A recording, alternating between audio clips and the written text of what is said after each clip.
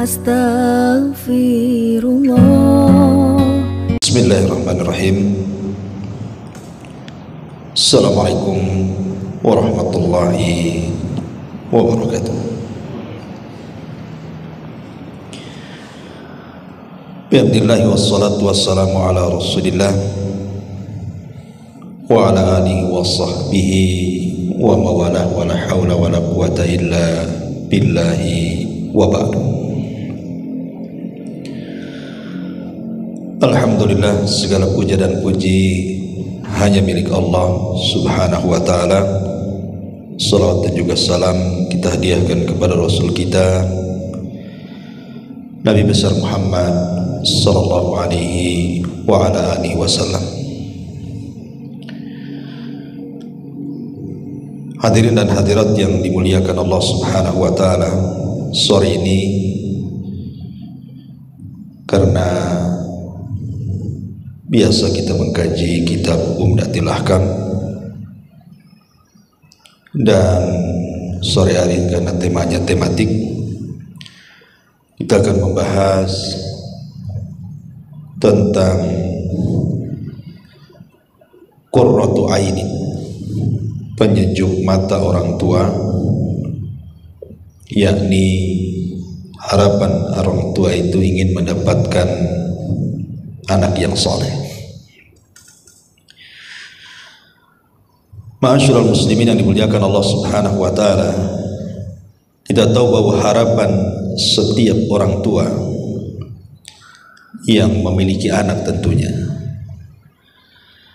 karena ada juga orang tua itu yang diuji oleh Allah subhanahu wa ta'ala memang tidak memiliki keturunan. Tentu ada hikmahnya. Di antara hikmahnya boleh jadi itu sudah merupakan ketentuan Allah subhanahu wa ta'ala. Jadi Allah subhanahu wa ta'ala mentakdirkan ada sebagian suami istri itu yang sudah lama menikah tapi tidak dikaruniai keturunan. Berarti itu sudah takdir Allah azza wa jalla. Dan tentu ketika orang tua tidak diberikan keturunan, berarti itu ujian dari Allah subhanahu wa ta'ala. Boleh jadi Allah hendak melihat apakah hamba ini jujur dalam keimanannya kepada Allah, ataukah dusta keimanannya kepada Allah. Karena boleh jadi kalau kita melihat kisah daripada Nabi Musa dan Khidir, ketika Nabi Khidir membunuh salah seorang anak kecil, kemudian Nabi Musa bertanya soal takwilnya.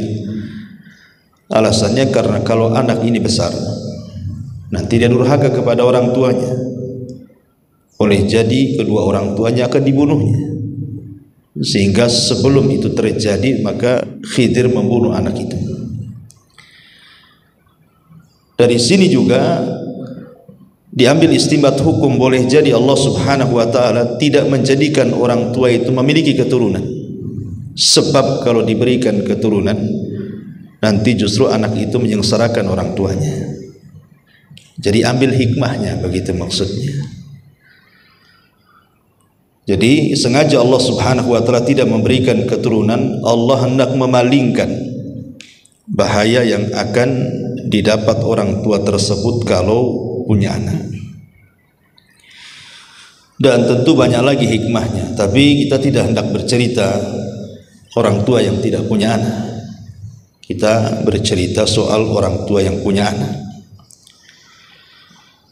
Kita tahu bahwa manfaat anak yang saleh itu, anak yang baik itu, bukan hanya sekedar di dunia, tetapi manfaatnya sampai ke kuburan. Bahkan bukan hanya di kuburan, manfaatnya sampai kepada akhirat. Di antara manfaat anak yang soleh itu di dunia, sebutkan oleh seorang ulama, di antaranya adalah perkataan Zainul Abidin Zainul Abidin itu putra daripada Husain ibn Ali ibn Abi Thalib yang selamat dalam Karbala. Karena kita tahu bahwa seluruh keturunan Husain itu dibantai di Karbala kecuali satu orang, namanya Ali ibn Husain ibn Ali ibn Abi Thalib.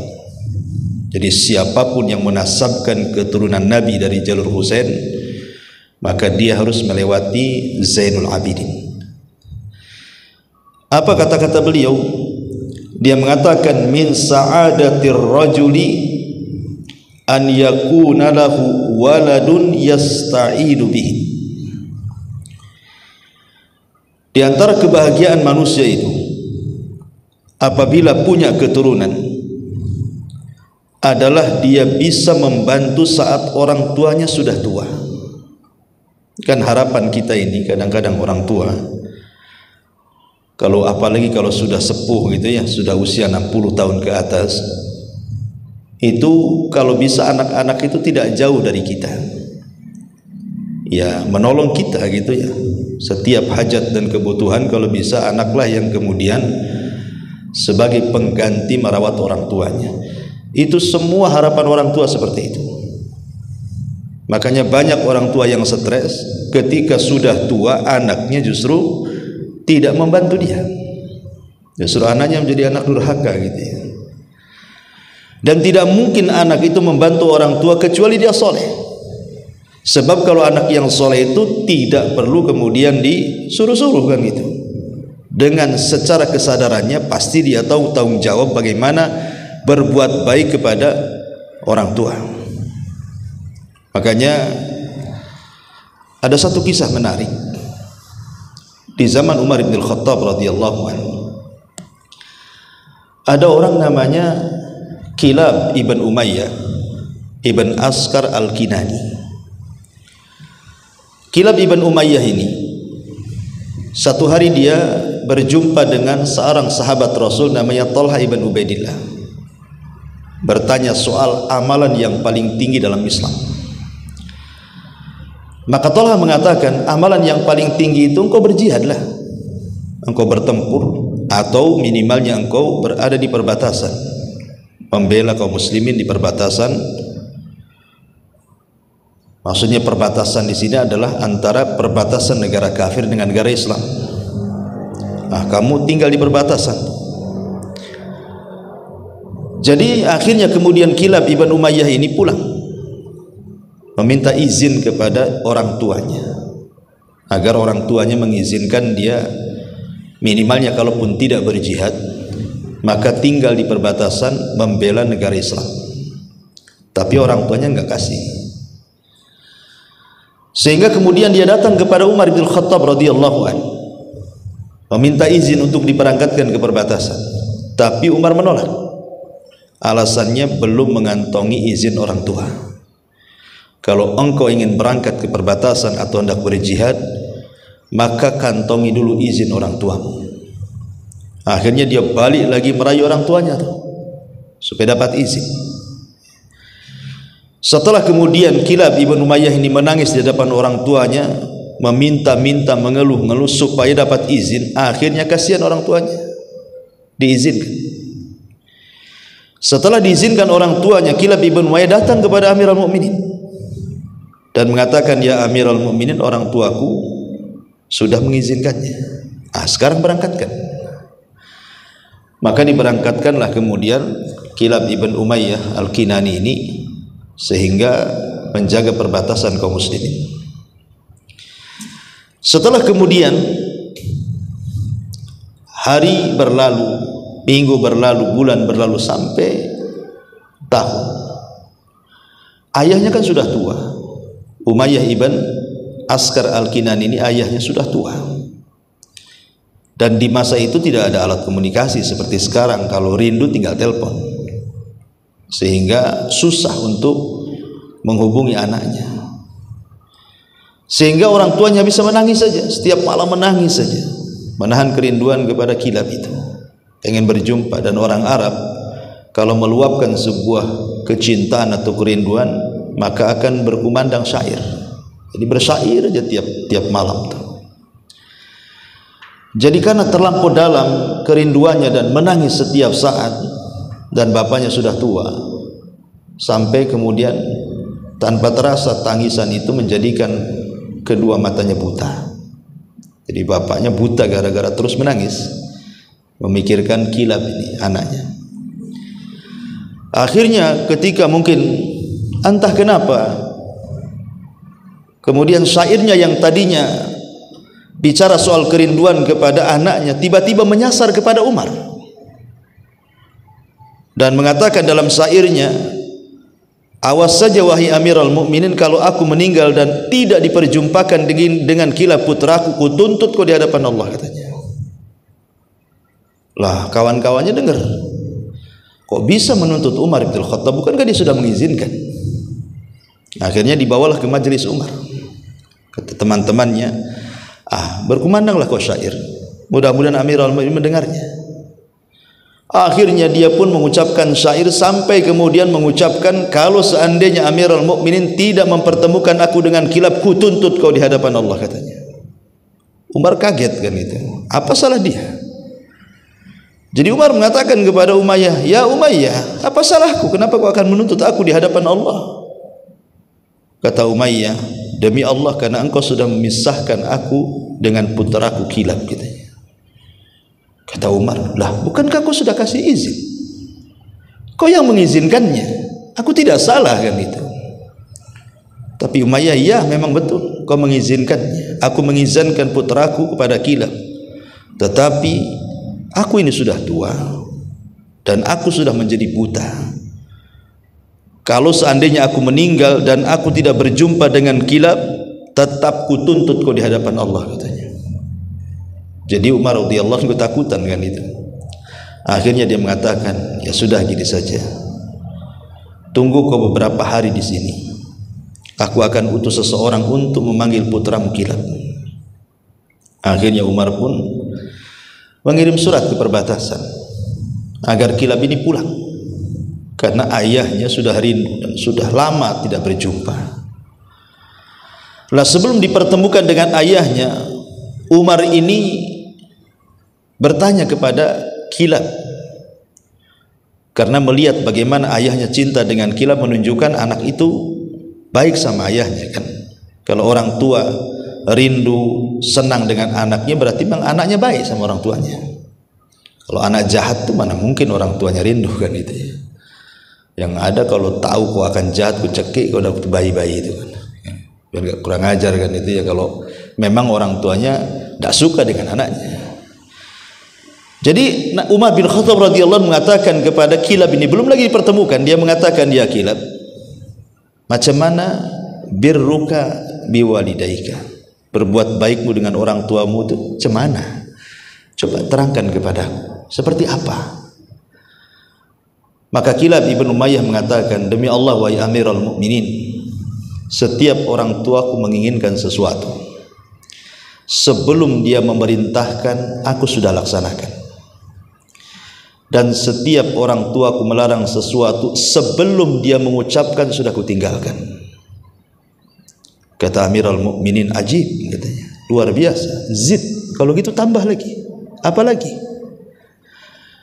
Kemudian kata Kilab, kebiasaanku tiap malam wahai Amirul Mukminin, sepertiga malam biasanya aku bangun, kemudian aku menuju penangkaran unta, kemudian aku memerah susu unta tengah malam. Tetapi sebelum aku perah, sengaja aku ikat dulu unta itu, kemudian ku bersihkan dulu, kemudian setelah mendekati subuh aku akan mengambil air dari sumur, kemudian ku dinginkan tete unta tersebut, baru aku perah sehingga airnya tidak terlalu panas dan menjadi dingin karena direndam dengan air sumur. Baru setelah aku melihat orang tuaku melaksanakan sholat fajar, aku serahkan air susu itu untuk sarapan pagi kedua orang tuaku. Maka Umar pun terdiam dan tergeleng-geleng kepala, sampai seperti itu kau menyediakan susu untuk orang tuamu ya Kilab? Ya, kata Kilab, Bahkan ada yang lebih hebat dibandingkan itu. Tapi saya tidak mungkin bercerita banyak katanya. Jadi Umar bin Khattab radhiyallahu mengatakan kepada Kilab, ya sudah gini saja. Bisa enggak ke malam ini buatkan air susu seperti kau buatkan untuk ayahmu. Persis seperti kau buat untuk ayahmu, buatkan susu untukku katanya. Akhirnya malam itu disiapkan unta bunting, ya kemudian ya unta yang bisa diperah gitu ya. Maka Kilab pun kemudian melakukan hal yang sama, memerah air susu sebagaimana dia memerah untuk ayahnya. Setelah pamannya dapat satu bejana, kemudian datang dan diserahkan kepada Amirul Mukminin. Tapi tujuan Amirul Mukminin bukan untuk diminum dia, tapi ada tujuan lain. Jadi Umar bin Khattab radhiyallahu mengatakan, tunggulah kau Kilab di sini, tunggu kau di sini, jangan kemana-mana. Kemudian Umar menemui ayahnya di tenda lain dengan membawa air susu yang diperahkan Kilab itu. Kemudian setelah berjumpa dengan ayahnya Kilab, Umayyah ibn Askar al-Kinani ini, kata Umar bin Khattab radhiyallahu anhu, ya Umayyah, kalau seandainya kau meminta sesuatu kepada Allah, kira-kira cita-cita terbesarmu apa? Maka kata Umayyah, sebelum kematianku aku hanya ingin memeluk putraku Kilab gitu. Kata Umar bin Khattab radhiyallahu anhu, kalau gitu minumlah air susu ini. Kata Umayyah, aku tidak berhajat dengan air susu, aku hanya ingin berjumpa dengan anakku. Kata Umar, minum. Kata Umayyah, tidak, aku tidak berhajat dengan minuman ini. Kata Umar, minum sampai 3 kali. Akhirnya Umar bersumpah atas nama Allah, wallahi isyrab, demi Allah minum. Dipaksa minum kan itu. Akhirnya kemudian Umayyah ketika di tangannya ada bejana isinya susu, tiba-tiba dia menangis dan mengatakan, wallahi inilah ajidu raihatal kilab, demi Allah aku sudah mencium bau kilab, bau anak. Di mana dia katanya gitu. Aku sudah mencium anakku dalam susu ini gitu. Di mana anak? Karena rasanya persis seperti yang dibuat anaknya kan itu ya. Maka kata Amirul Mukminin, Kilab, ta'al kemari. Akhirnya Kilab pun dipanggil oleh Umar. Karena ayahnya buta, masih tidak percaya. Diraba-rabalah mukanya, badannya, betul tak anaknya gitu ya. Setelah memastikan dia anaknya, dipeluknya erat-erat, kemudian dia menangis. Kilab pun menangis. Apa kata Umar? Ya Kilab, engkau jauh-jauh dari surga ke perbatasan sana gitu. Padahal surgamu ada di sini katanya. Ngapain kau cari surga sampai ke perbatasan sana katanya? Surgamu lah di depanmu ini. Ma'asyiral muslimin yang dimuliakan Allah Azza wa Jalla, lihat kisah daripada Kilab ibn Umayyah al-Kinani. Orang tua itu akan senang kalau anaknya ada kan begitu. Kenapa? Karena Kilab ini setiap hari membantu orang tuanya, menyediakan air susu, sarapan setiap pagi. Makanya kepergiannya itu menjadikan sedih orang tuanya. Makanya salah satu manfaat anak soleh itu adalah kalau kita ini sudah tua, kemudian anak kita itu tidak jauh dari sisi kita, merawat kita, menolong kita, membantu kita, apalagi kita dalam kondisi sakit kan itu ya. Itu yang diharapkan orang tua. Bahkan saya kenal orang tua usianya sudah 67 atau berapa. Dia pernah satu hari datang ke saya, ya curhatlah, sekalian tanya-tanya agama gitu ya. Jadi datang saja dia itu sudah nangis. Bapak ini nangis ya. Jadi saya cobalah usap-usap punggungnya, ada apa Pak? Tenang dulu Pak. Jadi dia mengatakan, Ustaz, usia saya itu sudah hampir 70 tahun gitu. Anak saya itu banyak, ada 5 orang, tapi tidak satu rumah dengan saya katanya. Yang satu sudah kawin dapat orang Medan, yang satu sudah kawin dapat orang ini, dapat orang ini.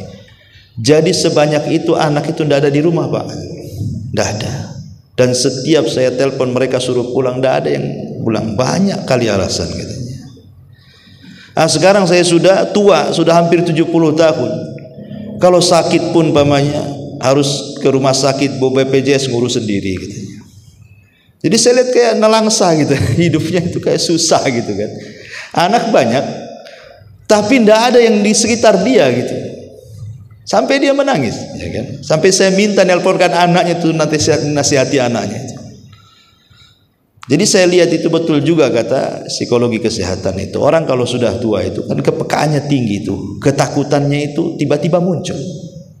Entah takut mati, takut kalau dia sakit anaknya tak merawat dia, macam-macam rasa takut itu membayangi orang yang sudah tua biasanya kan. Ya, makanya kenapa kemudian Islam itu sangat kemudian memperhatikan pendidikan? Ya karena seperti ini kejadiannya. Banyak orang tua yang banyak anaknya, tapi seolah-olah hidup sendirian dan tidak punya anak. Lah anak yang soleh itu manfaat di dunia adalah salah satunya kata Zainul Abidin adalah min sa'adatir rajuli an yakuna lahu waladun yasta'inu bihim. Di antara kebahagiaan seseorang adalah ketika punya anak yang senantiasa menolong orang tuanya sampai kematiannya. Ini salah satu bentuk bagaimana manfaat anak soleh di dunia. Adapun manfaat anak soleh dalam kuburan tentu jelas. Seperti hadis Nabi SAW, hadis yang dikeluarkan oleh yang diriwayatkan oleh Anas bin Malik radhiyallahu an dan dinyatakan sahih oleh Syekh Nasiruddin Al-Albani rahimahullahu taala. Kata Rasul, sab'un yajri lil abdi, sab'un yajri lil abdi ajruhunna wa huwa fi qabrihi ba'da mautihi. Ada 7 amalan yang mengalir pahalanya bagi seorang hamba yang sudah meninggal dunia dan akan terus mengalir sampai ke kuburannya. Yang 7 perkara itu adalah man 'allama ilman, satu barang siapa yang mengajarkan ilmu, au qarra nahran, yang kedua atau yang mengalirkan sungai untuk keperluan manusia, yang ketiga au hafara bi'ran, yang menggali sumur untuk kepentingan manusia juga, au gharasa nakhlan, atau yang menanam kurma, au bana masjidan, atau yang membangun masjid, au warratha mushafan, atau yang menginfakkan, mewariskan, mewakafkan mushaf, au taraka waladan yastaghfiru lahu ba'da mautihi, atau meninggalkan anak yang soleh yang senantiasa mendoakan ampun untuk kedua orang tua setelah kematiannya. Ini diantara dalil bahwa anak soleh itu juga akan mempengaruhi kepada orang tua setelah kematiannya. Karena Rasul yang mengatakan 7 amalan yang mengalir pada seseorang pahalanya sampai ke kuburannya, salah satunya adalah anak soleh yang memintakan ampun akan kesalahan kedua orang tuanya. Artinya kalau seandainya kita tahu bahwa kondisi kuburan itu kan tidak bisa kita bayangkan, akan merasakan panas yang luar biasa gitu ya kalau mendapatkan azab kubur dan siksa-siksa. Maka yang bisa meringankan itu semua adalah doa anak yang soleh kepada orang tuanya. Dan doa yang paling diharapkan orang tua dalam kubur itu 2. Pertama, istighfar, memintakan ampun akan dosa-dosanya. Yang kedua, meminta kepada Allah agar dimantapkan jawabannya. Jadi kalau mendoakan orang tua yang sudah meninggal, 2 kalimat yang paling penting, Allahumma gfir lahu, Allahumma tsabbithu. Ya Allah, ampuni dosanya, ya Allah tetapkan jawabannya. Itu yang paling dianjurkan para ulama. Ya selebihnya terserah, mau mendoakan mudah-mudahan Allah luaskan kuburnya, Allah angkat derajatnya, Allah mudahkan hisabnya, macam-macam doa. Tapi 2 perkara itu yang jangan ditinggalkan. Mintakan ampun akan dosa-dosanya, yang kedua minta kepada Allah supaya ditetapkan jawabannya. Ma'asyiral muslimin yang dimuliakan Allah Azza wa Jalla, ini pengaruh dalam kuburnya. Kemudian yang ketiga, pengaruh di akhirat. Jadi anak yang soleh itu akan membawa pengaruh di akhirat. Seperti ketika Nabi SAW bicara soal anak perempuan. Kata Nabi sallallahu alaihi wasallam, man ubtuliya min hadhil banati bi syai'in kunna lahu sitran minan nar. Sesiapa yang diuji dengan kehadiran anak perempuan, maka anak itu akan menjadi tameng baginya pada hari kiamat. Karena merawat anak perempuan beda dengan merawat anak laki-laki. Harus ekstra gitu ya. Betul-betul harus dijaga betul anak perempuan itu. Karena sekali kemudian gagal merawat anak perempuan, maka akan selamanya gagal. Kalau anak laki-laki ya yang penting dibesarkan, dididik kan itu. Anak perempuan harus dijaga. Ya, kemana-mana harus pakai mahram, ya kan? Safar harus ditemani, kemudian harus terus menjaga aurat dia, macam-macam anak perempuan itu. Jadi makanya kenapa kemudian pahalanya besar yang punya anak perempuan itu. Bahkan dalam hadis Rasul mengatakan, man ala jariyataini hatta tablugha jaa yaumal qiyamati ana wa huwa wa dhamma bi asabihi. Sesiapa yang menanggung nafkah dua anak perempuan sampai dia balik, maka pada hari kiamat antara saya dan dia seperti ini. Maksudnya sambil merapatkan jari tengah dengan telunjuknya seperti ini. Aku dan dia, kata Rasul, seperti ini. Siapa yang mendidik anak perempuan dengan baik sampai dia balik, ya. Dalam hadis yang lain, man kanat lahu untha falam yaidha walam yuhinha walam yu'thir waladahu 'alaiha qala ya'ni adz-dzukur adkhalahu Allahul jannah. Sesiapa yang memiliki anak perempuan, dia tidak membunuhnya. Karena di zaman jahiliyah kalau punya anak perempuan itu kan aib. Makanya kebiasaan orang jahiliyah itu membunuh anak perempuan hidup-hidup, karena tidak mendatangkan keuntungan duniawi masalahnya. Makanya mereka membunuh anak perempuan hidup-hidup itu di zaman jahiliyah. Jadi kalau punya anak perempuan itu kayaknya marah gitu ya. Makanya Allah gambarkan dalam Al-Quran itu, wa idza busyira ahadukum bil untha dhalla wajhuhu muswadda wa huwa kadhib. Apabila dihabar gembirakan kelahiran anak perempuan, maka marah mereka, dan mereka pun membunuh anak itu dengan cara mengubur hidup-hidup. Makanya kata Rasulullah, sesiapa yang memiliki anak perempuan, dia tidak membunuhnya dengan dikubur hidup-hidup, tidak menghinanya dengan terus memuliakannya, dan tidak lebih mengunggulkan anak laki-laki daripadanya. Maksudnya harus adil, anak perempuan laki-laki sama saja. Maka Allah akan memasukkan dia ke dalam surga. Menunjukkan di sini apa? Islam itu mengangkat derajat wanita. Ya. Dalam hadis yang lain juga, man kunna lahu thalathatu banat fa sabara alaihin wa at'amahunna wa saqahunna wa kasahunna min jiddatihi kunna lahu hijaban minan nar yaumal qiyamah. Sesiapa yang memiliki 3 anak perempuan, lalu dia bersabar memberi makan, memberi minum, memberi pakaian dari hasil usaha kerasnya, maka semua akan menjadi tameng dia pada hari kiamat. Dan banyak lagi hadis-hadis tentang keutamaan merawat anak perempuan. Ya. Dari sini kita tahu bahwa anak yang baik, anak yang soleh, mau laki-laki mau perempuan, kalau kita didik dengan baik itu, maka pahalanya besar sekali. Saya akan contohkan saja. Kalau seandainya kita berhasil karena didikan kita, ya, umpamanya anak laki-laki yang kita didik itu sampai bisa hafal Quran, mungkin bukan kita yang menjadikan dia hafal Quran, mungkin kita sekolahkan, kita pesantrenkan, kita arahkan dia menjadi para penghafal Quran, kan itu, sampai betul-betul anak itu hafal Quran. Maka ulama itu sampai memberikan beberapa keterangan nih. Yang pertama, jadi anak yang menghafal Quran itu kelak pada hari kiamat itu akan memberikan mahkota kepada orang tuanya. Disebutkan dalam hadis yang dikeluarkan Imam Hakim dalam Mustadraknya dan dihasankan oleh Syekh Albani, man qara'a al-Qur'ana wa ta'allamahu wa amila bihi albasa yaumal qiyamati tajan min nuri dhawuhu mithlu dhaw'is syamsi wa yuqsa walidayhi hullatani la taqumu biha la taqumu bihimad dunya fayaqulani bima kusina hadza fayuqalu bi ahdi waladikumal Qur'an.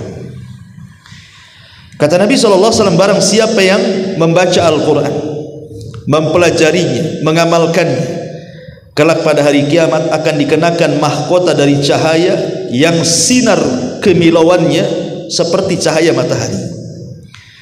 Dan bagi kedua orang tuanya masing-masing dikenakan untuknya pakaian kebesaran yang tidak bisa dinilai dengan dunia.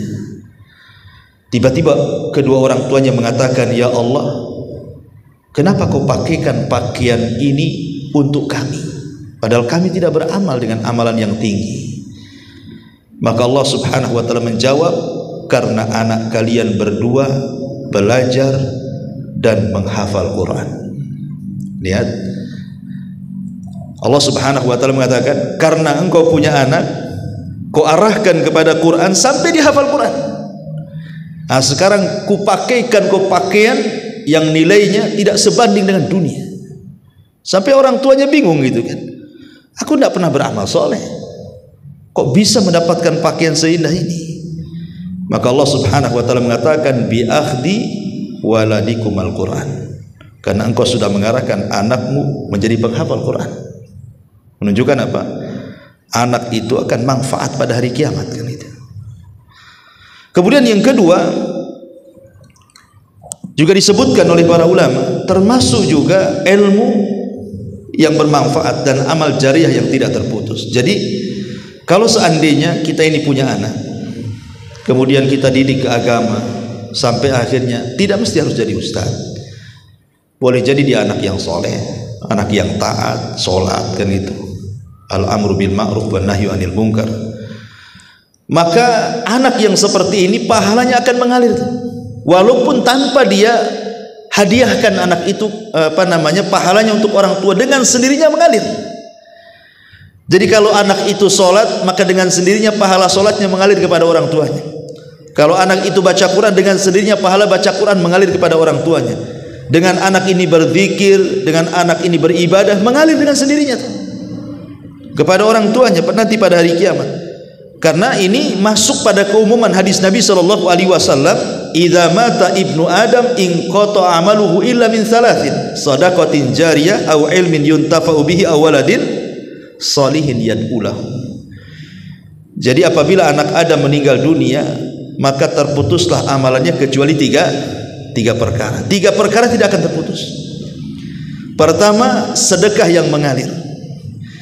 Makanya ketika para ulama membahas tentang amalan yang paling baik untuk orang yang sudah meninggal, maksudnya dari orang hidup untuk orang yang meninggal, itu kan disebutkan sampai 15 sampai 20 poin itu. Ya. Tetapi kesimpulannya, kata Syekhul Islam Ibn Taimiyah rahimahullahu taala, dari semua amalan yang disebutkan para ulama yang bermanfaat untuk orang mati itu, yang tidak ada khilaf, tidak ada khilaf ya, di mana semua ulama sepakat, mau Syafi'i, mau Maliki, Hambali, kemudian juga Hanafi, cuma dua yang kalau kita lakukan untuk orang mati dipastikan sampai. Kalau yang lainnya diperselisihkan. Apa itu?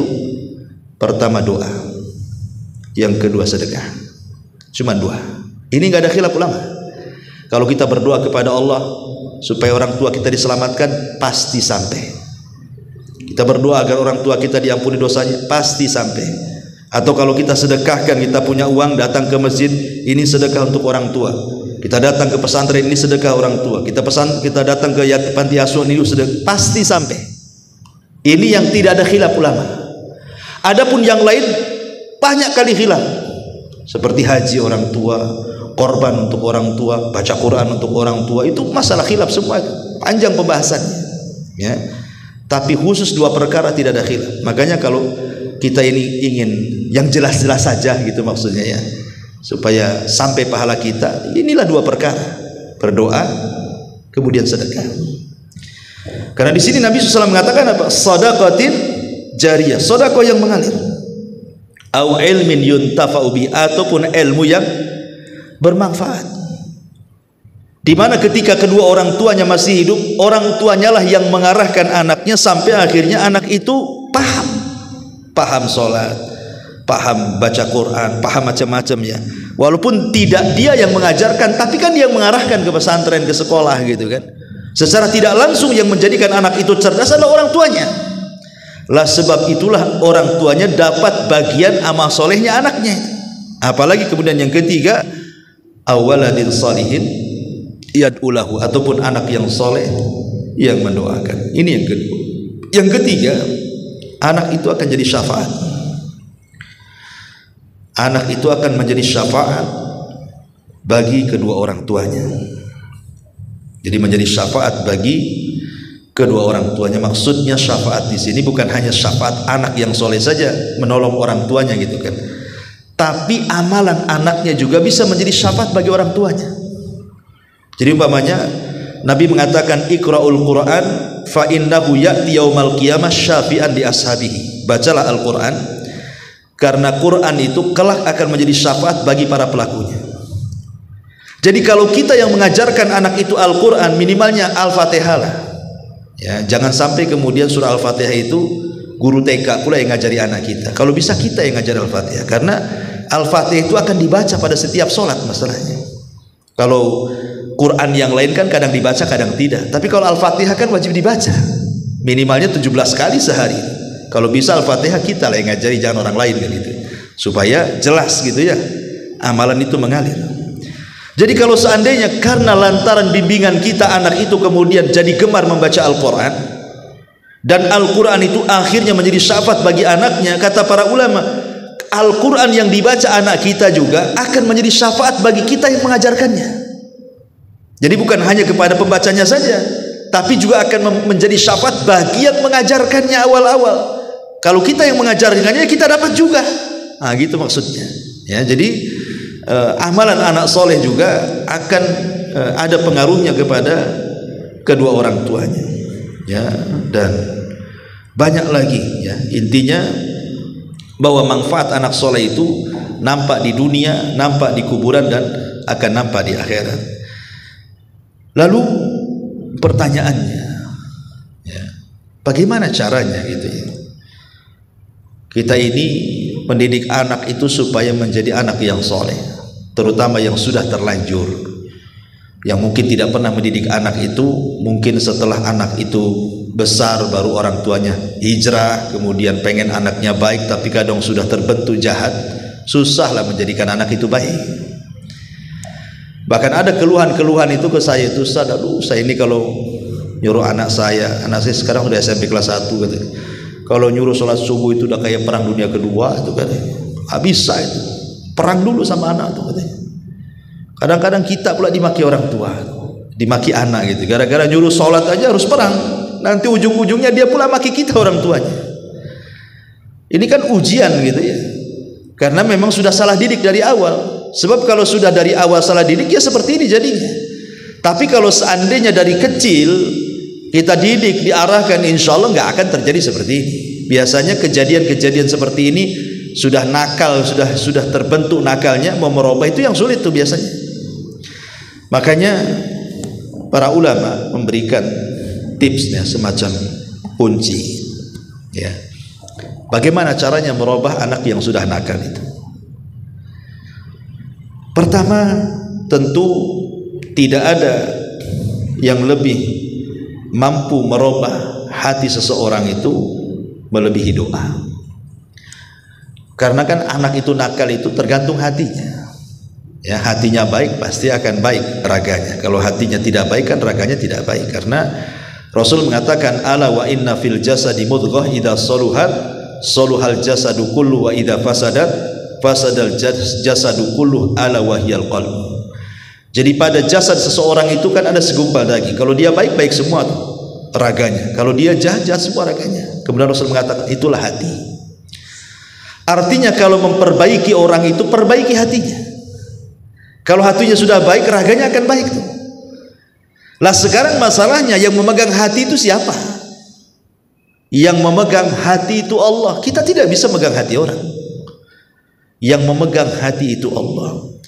Makanya kenapa ketika Ummu Salamah bertanya kepada Rasulullah, Rasul, Kenapa doa yang engkau banyak baca itu, ya muqallibal qulub tsabbit qalbi ala dinik, wa idzat yang membolak-balikan hati tetapkan hatiku di atas agamamu. Kenapa kau selalu membaca doa ini? Padahal kan seorang nabi tidak mungkin sesat. Tapi kenapa Rasul membaca doa ini hampir setiap hari setelah sholat membaca doa ini? Jadi Ummu Salamah bertanya lagi, kenapa sih doa ini saja kau baca wahai Rasul? Apa alasan? Maka Rasul mengatakan, ya Ummu Salamah, hati itu berada di dalam jari jemari Allah. Allah itu bisa saja membolak-balikan sesuai dengan kehendaknya. Makanya aku selalu membaca doa ini. Artinya kalau Nabi SAW saja hari-hari mengucapkan kalimat ini, wahai zat yang membolak-balikan hati, tetapkan hatiku di atas agamamu, di atas ketaatan kepadamu. Itu seorang Nabi yang mustahil menyimpang, mustahil sesat, ya kan? Tapi kenapa Rasul selalu membaca doa ini? Dalam riwayat selalu membaca doa yang warid dalam Quran, Rabbana la tuzigh qulubana ba'da idh hadaitana wa hab lana min ladunka rahmatan innaka antal wahhab. Karena sama maknanya tuh. Maka jawaban Rasul sama, karena hati seseorang itu berada di jari jemari Allah. Allah kalau menyesatkan sesuai dengan kehendaknya. Makanya kalau ingin memperbaiki orang itu, perbaiki hatinya, ya, perbaiki hati anak itu. Macam mana cara memperbaikinya? Bukankah kita tidak mampu? Kalau luka di tangan, boleh jadilah kita belikan betadin, kita bawa ke dokter, bisalah kita rawat gitu, kita bisa sembuhkan. Tapi kalau luka di hati macam mana kan gitu? Maka salah satu jalannya adalah dengan cara doa. Doa itu yang bisa membolak-balikan hati orang. Apa yang harus didoakan?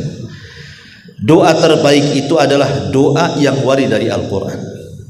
Tidak ada doa yang paling baik melebihi doa yang tercantum dalam Quran atau doa yang tercantum dalam hadis yang sahih. Seperti contohnya umpamanya doa yang dipanjatkan oleh Nabi Ibrahim. Apa doanya? Rabbi habli minas sholihin. Ya Allah, anugerahkan kepadaku anak yang soleh. Ya. Kemudian yang kedua, doa Nabi Zakaria. Rabbi habli min ladunka dzurriyyatan thayyibatan innaka sami'ud du'a. Wahai Tuhanku, karuniakanlah kepadaku keturunan yang baik di sisimu, dan sesungguhnya Engkau maha mendengar setiap doa. Atau doa yang memang secara umum yang diajarkan dalam Al-Quran, seperti Allah Subhanahu wa ta'ala mengajarkan satu doa. Contohnya umpamanya doa yang dipanjatkan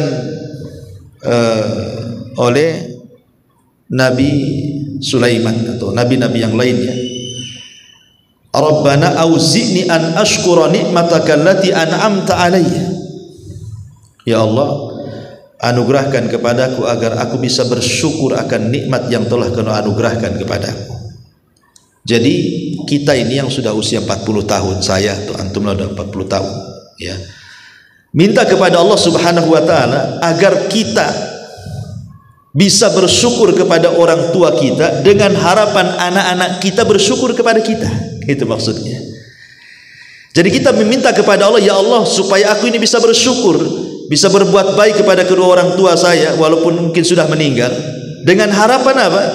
Anak-anak kita itu berbuat baik seperti kita berbuat baik sama orang tua. Doanya seperti itu. Karena ada hadis walaupun dilemahkan sebagian para ulama, tapi mana yang benar? Apa kata Rasulullah? Tabarru aba'akum tabarrukum abna'ukum. Berbuat baiklah kepada kedua orang tua kalian, nanti anak-anak kalian berbuat baik kepada kalian. Jadi dengan kita berdoa kepada Allah agar kita berbuat baik kepada orang tua itu dengan harapan anak-anak kita berbuat baik sama kita. Banyak-banyak berdoa seperti doanya Nabi Allah Sulaiman alaihi salatu wassalam. Ya. Rabbana auzi'ni an Rabbi auzi'ni an ashkura ni'mataka allati an'amta alaiya wa ala walidai. Ya Allah, anugerahkan kepadaku agar aku bisa bersyukur kepadamu dan mampu bersyukur kepada kedua orang tuaku. Atau doa yang ma'ruf gitu ya, yang sering dibaca, Rabbana hab lana min azwajina wa dzurriyyatina qurrata a'yun waj'alna lil muttaqina imama. Pokoknya kalau ingin doa untuk kebaikan anak kita, doa terbaik adalah doanya para nabi. Ambil lafaz-lafaznya dari lafaz-lafaz para nabi ketika berdoa, atau dari hadis-hadis yang sahih dalam sunnah-sunnah Nabi SAW. Seperti contohnya umpamanya ketika Ummu Sulaim itu kan membawa Anas bin Malik, masih kecil ketika itu, umur 10 tahun, kepada Nabi. Kemudian minta doanya Nabi.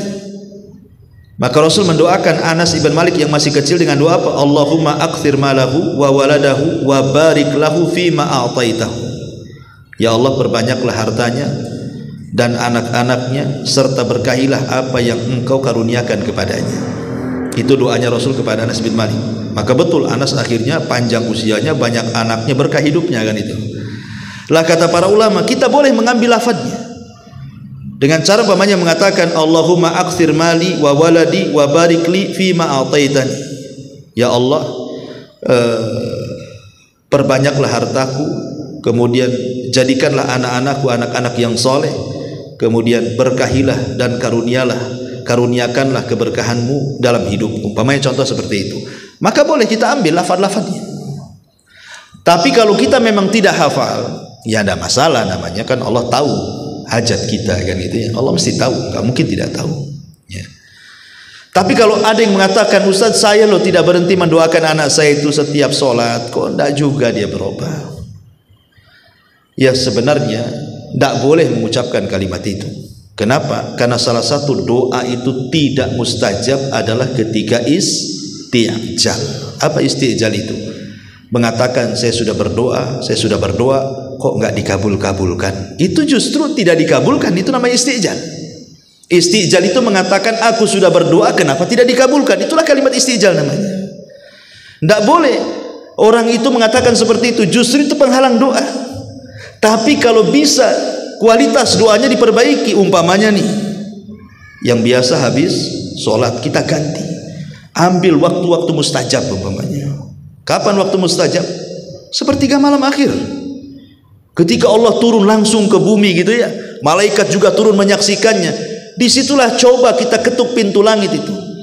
Logikanya begini ya, kalau seandainya saya ini tidak suka dengan antum, kemudian antum datang kepada saya, asih digedor-gedor pintunya, Ustaz gitu, gak mungkin lah saya gak buka gitu. Kalau hari-hari digedor, pagi gedor pintu, malam digedor, nanti siang lagi, besok digedor, tuh minggu gedor-gedor rumah saya, kira-kira nggak dibuka tuh? Dibuka lah, entah dibukanya mau marah atau apa, kan yang jelas dibuka kan gitu ya, karena bising juga digedor-gedor itu ya. Itu logika kepada manusia, bahwa kalau diketuk terus pintunya, lama-lama dibuka juga. Artinya kalau sesama manusia saja menggedor pintunya itu akan dibuka. Walillahil matsalul a'la. Tentu kepada Allah itu permisalan lebih tinggi dibandingkan manusia. Kalau hari-hari kita ketuklah pintu langit itu di sepertiga malam akhir, minta agar anak kita diperbaiki, mustahil Allah nggak memperbaiki itu. Karena hari-hari mengetuk pintu langit masalahnya kan. Nah, itu harus yakin. Ya kalau nggak ada yakin istijal, ya tidak akan dikabulkan, karena salah satu syarat dikabulkan doa itu wa antum muqinuna bil ijabah, kalian yakin bahwa Allah pasti mengabulkan. Dan kalau seandainya anggaplah sudah bertahun-tahun doa seperti itu dan sudah ada upaya dan usaha juga masih pun tidak dikabulkan, maka sesungguhnya boleh jadi Allah Subhanahu wa taala hendak mengangkat derajat kita. Dengan cara apa? Anak itu nakal, akhirnya kita pula harus sabar. Boleh jadi dengan sabar itu amalan kita jadinya kan. Yang tadinya kita tidak sabar, jadi karena hari-hari nengok anak akhirnya sabar. Boleh jadi itu amalan kita sabar itu. Kalau anak itu nggak nakal pun nggak sabar kita. Boleh juga kan, kita cari hikmahnya sajalah. Karena tidak mungkin Allah itu menciptakan anak nakal kecuali ada kebaikan di dalamnya. Wa asa an takrahu syai'an wa huwa khairul lakum, kan itu. Terkadang yang kita anggap jelek jahat itu rupanya ada kebaikan di situ yang kita tidak tahu kadang-kadang ya. Ini yang pertama ya, panjatkan doa. Dan doa yang paling baik itu adalah doa yang lafadznya diambil dari Al-Quran seperti doa-doa para nabi. Yang kedua, cobalah memperbanyak istighfar.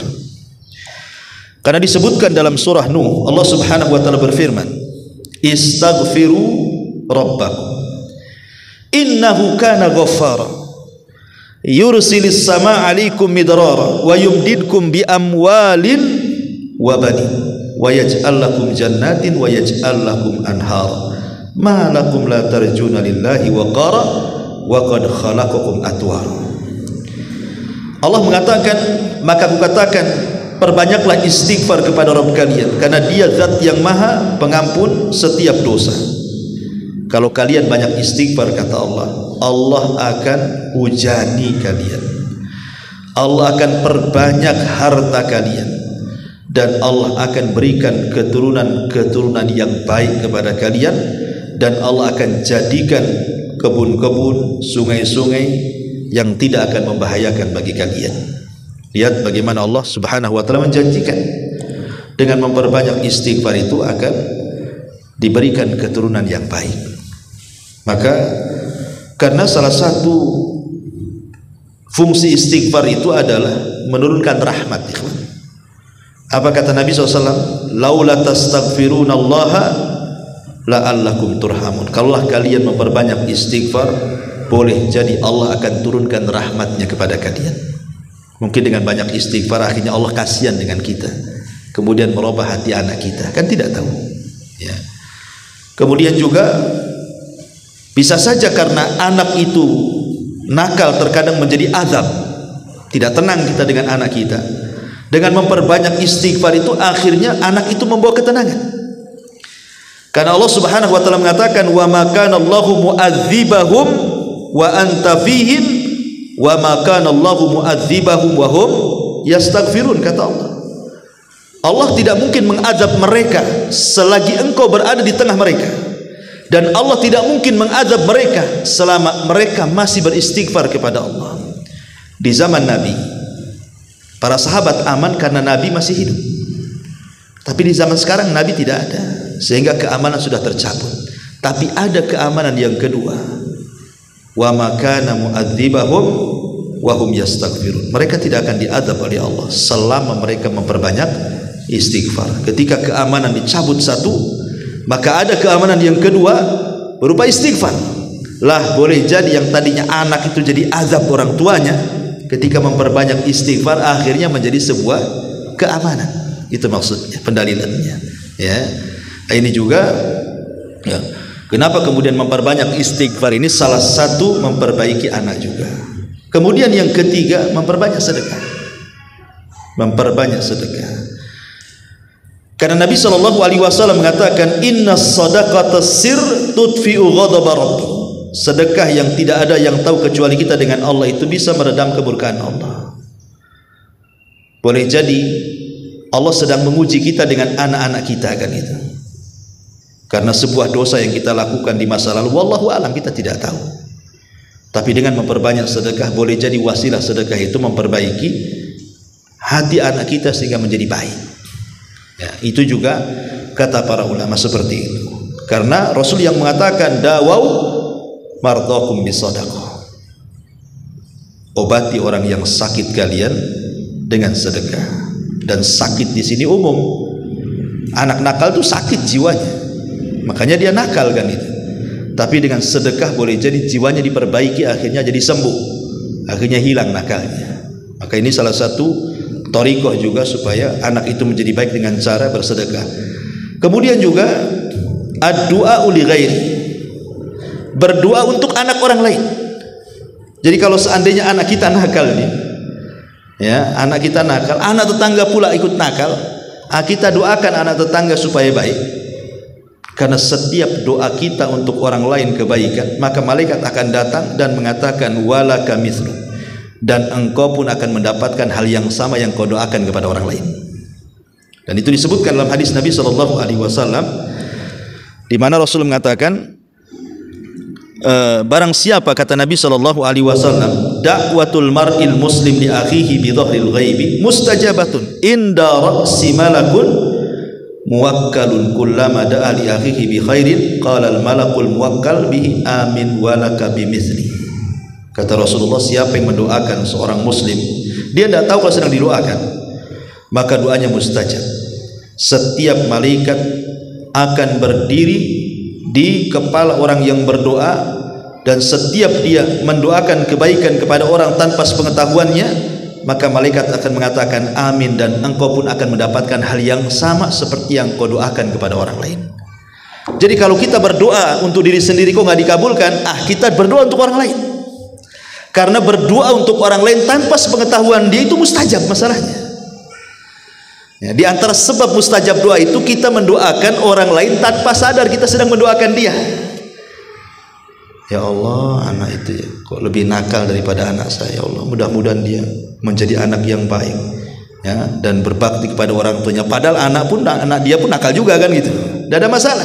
Kita doakan anak orang lain jadi baik, maka malaikat yang ada di atas kepala mengatakan mudah-mudahan anakmu juga sama. Gitu maksudnya. Nah, ini salah satu wasilah juga gitu. Jangan anak kita aja kita doakan, anak orang pun kita doakan.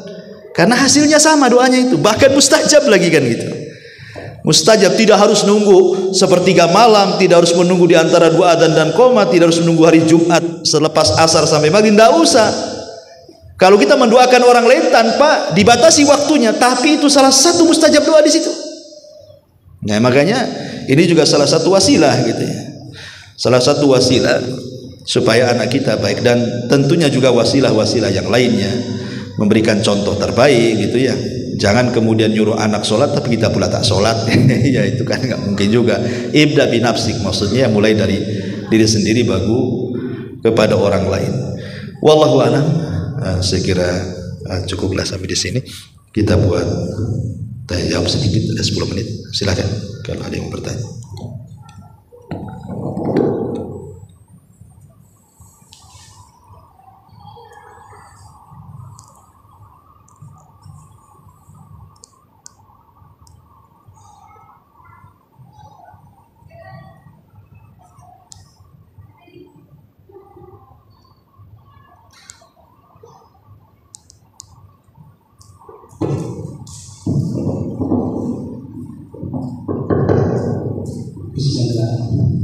Assalamualaikum Ustaz. Waalaikumsalam. Terima kasih banyak atas waktunya. Mau nanya Ustaz mengenai doa anak yang soleh tadi Ustaz. Ya kita katakan gitu ya saya. Mungkin amalannya kita biasa-biasa saja gitu kan. Baca Quran belum tentu sebulan 1 kali atau seminggu gitu kan. Lalu habis sholat kita mendoakan orang tua kita Ustaz. Atau di suatu kesempatan kita bersedekah niatnya untuk orang tua gitu, itu sudah termasuk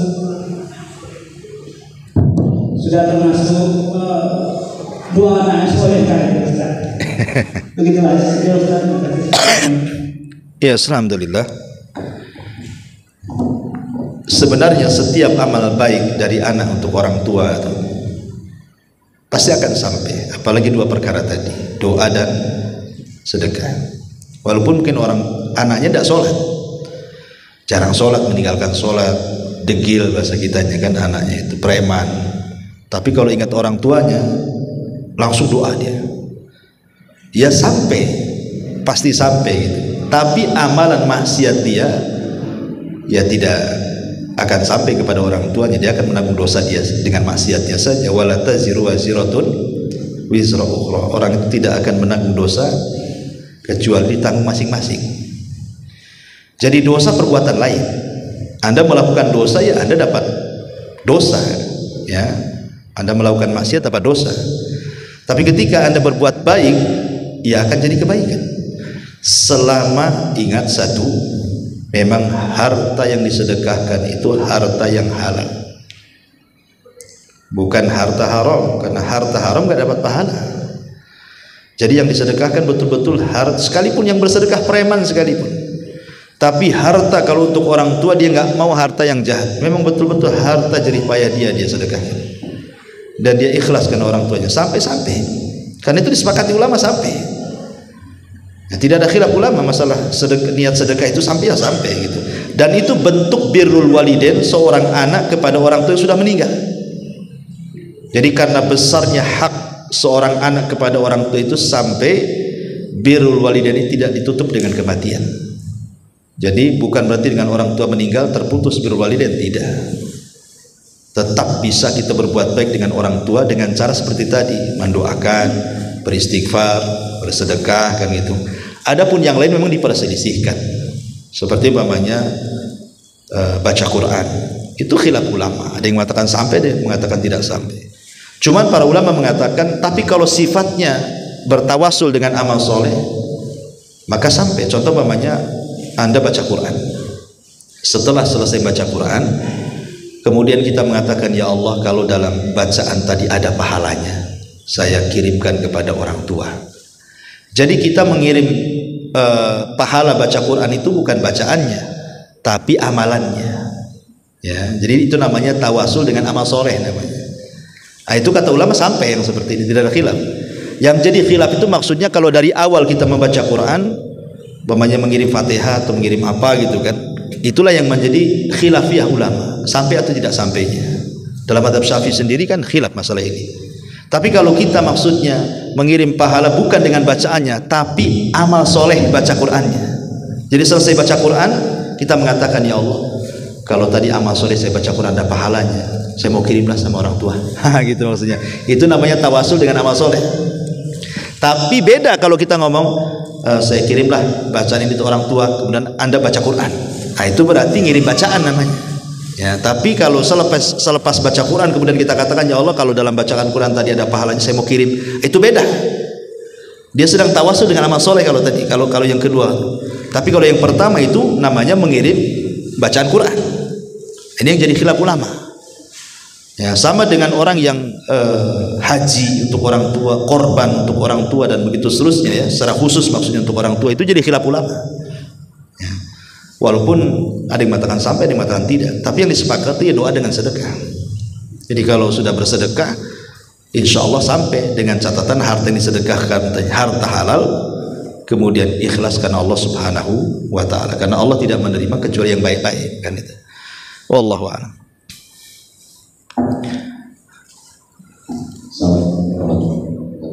Waalaikumsalam. Terima kasih Pak Ustaz. Mungkin yang ingin saya tanyakan begini Pak Ustaz. Anak itu seperti tadi dari bayi, besar, dan dewasa, itu kan secara syariat, secara syariat itu tanda kutip dibiayai oleh orang tua tadi. Dari mulai segala terbentuklah tubuhnya ataupun tadi ilmunya ataupun semuanya. Nah, dalam hal ini saya ingin tanyakan, karena pernah sering dengar kalau kita misalkan seorang ada melakukan jamuan, suka di akhir acara itu ada kata seperti ini, apakah memang itu akhirnya di situ, semoga apa yang kita makan menjaga darah daging, dan apabila kita berbuat baik itu semoga amalnya mengalir kepada ahli baik, misalnya seperti itu. Nah, dalam konteksnya dengan anak ini, maksud saya, apakah kita harus berniat setiap kita melakukan perbuatan amal soleh ditujukan untuk orang tua, sedangkan kita tahu makanan apa semua yang kita dari bayi sampai dewasa itu hasil dari orang tua. Apakah kita juga harus berniat, oh saya infakkan untuk orang tua, saya baca Quran untuk orang tua? Dan harus jelas apa yang ada di diri kita itu hasil jerih payah daripada. Paham.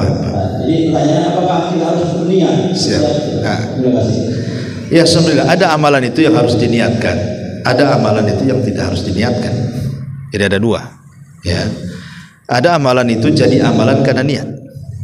Kalau tidak ada niat, tidak ada amalan. Contoh umpamanya, saya membaca Quran di depan antum, ya saya dapat pahala setiap satu hurufnya. Tapi kalau saya niatkan bacaan Quran saya untuk rupiah, maka akan jadi obat. Ya, jadi ada nilai plusnya, bukan hanya sekedar pahala, tapi ada nilai plusnya mengobati orang dengan niat itu. Memang berpahala, sama-sama berpahala karena sama-sama baca Quran kan itu ya. Cuman yang ada niatnya itu ada plus pahalanya.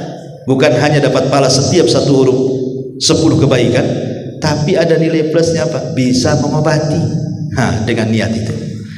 Jadi sebenarnya niat itu hanya untuk lebih memantapkan lagi kan itu ya. Memantapkan Masya Allah. Jadi untuk memantapkan kita mengirim pahala kepada orang tua. Tetapi kan niat tidak harus dilafadzkan. Niat itu cukup dalam hati saja kan. Supaya dibedakan mana amalan untuk pribadi, mana amalan untuk orang tua.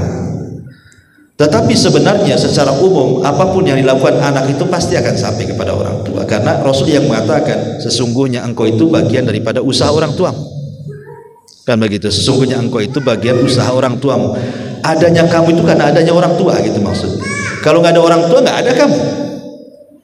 Cuman kan masalahnya ada orang tua itu yang hanya bisa mengadakan tanpa membesarkan. Pemain sudah melahirkan malah dikasih pula anaknya ke orang. Kan hanya melahirkan saja kan. Tapi semua jerih payahnya orang lain yang mendidik dia sampai jadi besar. Walaupun demikian tetap anak tidak bisa menandingi kebaikan orang tua. Hanya sekedar melahirkan saja sudah orang tua itu sudah kebaikannya besar gitu ya. Tidak bisa dibandingi. Walaupun hanya melahirkan, habis itu kita diserahkan ke panti asuhan umpamanya, tetap kita tidak bisa menandingi kebaikan orang tua walaupun hanya sekedar melahirkan. Kan itu ya, sampai Ibnu Umar mengatakan apa? Walaupun satu nafas ibumu melahirkan kamu itu tidak bisa ditandingi kebaikannya. Makanya kadang-kadang anak ini kan aneh gitu, sakit hati dengan orang tuanya dengan mengatakan apa? Aku ini dibuang dari kecil, ngapain saya berbuat baik sama orang tua? Kan ada bahasa-bahasa seperti itu kan. Dia tidak paham dengan melahirkan saja kebaikan itu nggak bisa ditandingi. Kok bisa mengatakan seperti itu? Dengan semata-mata melahirkan nggak bisa ditandingi kebaikannya. Kok dia bisa sakit hati? Karena kebaikan anak kepada orang tua itu bukan sistem barter. Kalau dia baik saya baik, kalau dia jahat saya jahat. Bukan begitu. Kebaikan anak kepada orang tua itu tetap berbuat baik walaupun orang tua jahat. Karena ini perintah Allah, bukan soal dia baik atau tidak. Itu harus ditanamkan supaya anak itu jangan durhaka gitu maksudnya. Terserah orang tua saya mau buang saya, mau apa terserah, tapi Allah perintahkan saya berbuat baik. Gitu maksudnya. Prinsipnya harus dipegang di situ supaya jangan durhaka anak. Ya intinya kembali ke pertanyaan tadi. Jadi ada yang memang diperlukan niat hanya sebagai takkid penguat saja. Amalan ini untuk orang tua gitu ya. Supaya orang yang menerima sedekah itu juga mendoakan orang tuanya. Tapi kalau disedekah saja nanti yang didoakan bapak aja yang sedekah kan itu ya. Supaya ada penguat gitu ya bahwa ini sedekah untuk orang tuanya. Jadi kalau saya kemudian mendoakan juga saya doakan libatkan bapak yang nyumbang plus orang tua bapak. Nanti kalau nggak ada niat kan nggak tahu. Walaupun secara otomatis pahala akan sampai. Tapi kalau dengan niat itu ada tambahan plus tadi. Ya. Wallahu a'lam. Saya harus berdoa juga. Subhanakallahumma bihamdika, asyhadu an la ilaha illa anta, astaghfiruka wa atubu ilaik.